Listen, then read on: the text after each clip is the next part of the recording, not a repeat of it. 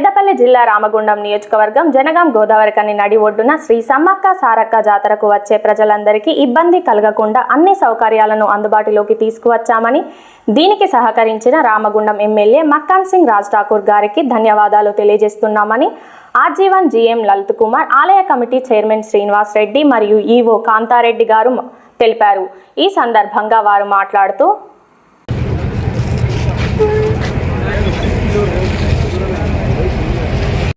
అందరికీ నమస్కారం।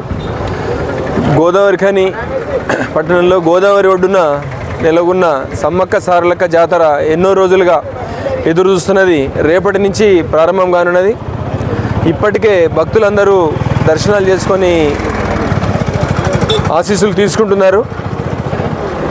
ఈసారి ఎన్నడూ లేని విధంగా గోదావరిఖనిలో ఇటు Singareni collieries, Ramagundam municipality, NTPC సౌజన్యంతో ఎమ్మెల్యే గౌరవనీయులు శ్రీ మక్కాన్ సింగ్ రాజ్ ఠాకూర్ గారి యొక్క పర్యవేక్షణలో ఇటు కమిటీ అయితేనేది మిగిలిన అందరూ స్వచ్ఛందంగా సేవ చేస్తూ అన్ని ఏర్పాట్లు పూర్తి అయినాయి।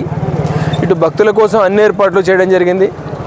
ఒకటి గుడారాలు వేసుకోవడానికి కానీ, అట్లనే భోజన వసతి కానీ, మంచినీళ్ళ వసతి కానీ, మిగిలిన వస్తువులు కూడా ఏర్పాటు చేయడం జరిగింది। గోదావరిలో స్నానం చేసుకోవడానికి, అమ్మవారి దర్శనం చేసుకోవడానికి కానీ చేయండి। 28వ తారీఖు రేపు సమ్మక్క ప్రవేశం జరుగుతుంది, సారలమ్మ ప్రవేశం జరుగుతుంది।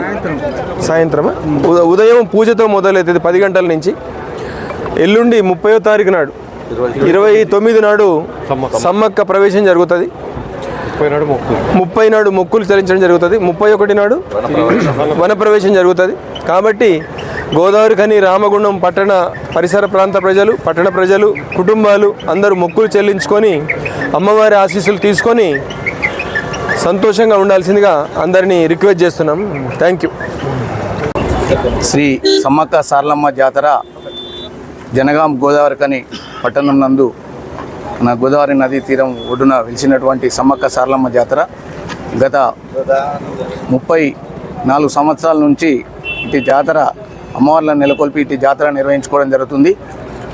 అందులో ఈ సంవత్సరం ప్రత్యేకంగా గౌరవనీయులు స్థానిక శాసనసభ్యులు మక్కాన్ సింగ్ రాజ్ ఠాకూర్ గారు ప్రత్యేక చొరవ తీసుకొని మన సింగరేణి, అలాగే NTPC, RMC, Ramagundam municipal corporation వివిధ శాఖల సమన్వయంతో వాళ్ళ ప్రత్యేక చొరవ తీసుకొని నిధులు కేటాయించి ఇటు గద్దెలను ఎత్తు పెంచుతూ, అంటే గతంలో గోదావరి ఫ్లడ్ వచ్చినప్పుడల్లా ఇది వరదలో అదవుతుండే, దాన్ని దృష్ట్యాన్ని ఉంచుకొని సారు ప్రత్యేక చొరవ తీసుకొని ఆ గద్దెల నిర్మాణం ఎత్తు పెంచి పునర్నిర్మాణం చేసుకొని మనం ఇప్పుడు రేపటి నుండి అమ్మవార్ల జాతర నిర్వహించుకున్నటకు ప్రత్యేకంగా ఏర్పాట్లు చేయడం జరిగింది। అలాగే రేపు సారలమ్మ తల్లి గద్దెకు సాయంకాలం వస్తుంది, ఎల్లుండి సమ్మక్క తల్లి సాయంకాలం గద్దెకు వస్తుంది। 30వ తారీఖు నాడు మొక్కుబడులు చెల్లించుకోవాలి భక్తులు।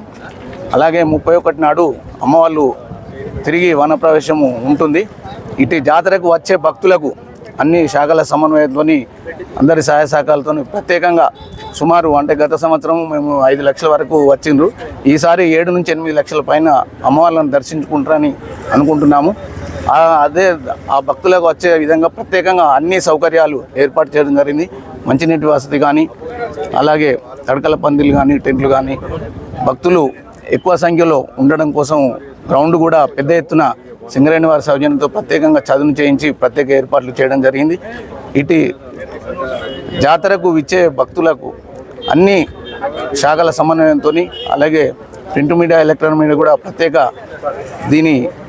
ఈ నిర్మాణ పనులను మొదలుపెట్టిన గత 4-6 మాసాల నుండే దీనికి ప్రత్యేకంగా ప్రచారం కూడా ఏర్పాటు చేసిన వారికి కూడా ప్రత్యేకంగా ధన్యవాదాలు। ఈ జాతరలో రేపటి నుంచి అమ్మవార్ల మొక్కుబడులకు పెద్ద సంఖ్యలో విచ్చేసి ఆ అమ్మవార్ల దర్శించుకొని అమ్మవారి కృపకు పాత్రలు కావాల్సిందిగా కోరుచున్నాం। గోదావరిఖని జనగామ శివారు గోదావరి నది ఒడ్డున వెలిసినటువంటి శ్రీ సమ్మక్క సారలమ్మ జాతరకు వచ్చే భక్తులకు స్వాగతం, సుస్వాగతం। పోయినసారి సుమారు 3 నుంచి 4 లక్షల మంది భక్తులు దర్శించుకోవడం జరిగింది। ఈసారి సుమారుగా 8 లక్షల వరకు భక్తులు వస్తారనే అంచనాతోటి ఇక్కడ సకల సౌకర్యాలు ఏర్పాటు చేయడం జరిగింది।